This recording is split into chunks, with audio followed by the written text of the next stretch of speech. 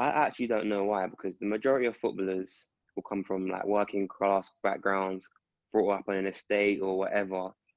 So then, like, of course, it's a lot of money for something that only seems like a kicking a ball around, but like they're only just working class people that have made something of themselves, if that makes sense. So I always find it difficult to understand why people scrutinize so much. Of course, in the past, like the opinion of a footballer just being dumb, maybe it hasn't helped the like that narrative.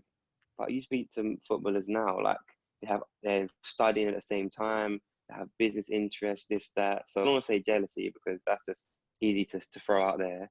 Um, but I don't know, it Yeah. bewilders me. Personally, I couldn't really care less about what people think of me. Like I know who I am, I know what I am. Like, I know for 1,000,000% that I'm not just a dumb footballer, if that makes sense. But in terms of lockdown, like I'm still continuing so basically I learned French in school, then I stopped for a bit, and then when I was injured, I carried on. Then I stopped again because when I joined QPR. But during the lockdown, I thought it was a really opportunity to like, because I'm not doing much else other than training, to really focus on it.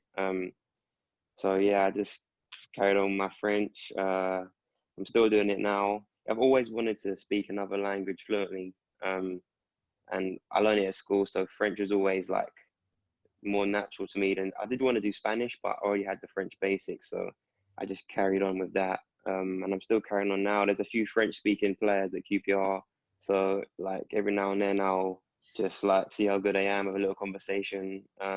Even in Mykonos, like if I notice anyone speaking French, I'll try joining a conversation in French too. But the piano is something that probably more later down the line, because I've always wanted to play an instrument at the same time, but I'm not someone that can do loads of things at once. Something to just keep my brain like, I don't know, occupied. Um, while there's a lot of training at the same time, there's a lot of like downtime as well in the afternoons, evenings. So if I can have like an hour and a half with my French tutor or listen to a podcast or even just Duolingo for a bit to take me off Instagram and Twitter and that. Yeah. Yeah, it's perfect. When I was a bit younger, I struggled with like switching off. It was like I'd go home from training, think about training all day long, wake up in the morning, it's the first thing you think about. But as I've got older now, like I find it easier. Like of course I reflect on the training session and each day, but once it's done, it's like, hey, that's done now. On to the next day. Um, that's how you stay sane, really. Mm. Like if you think about in any job you do, if you think about it 24/7, you're gonna go crazy in the end.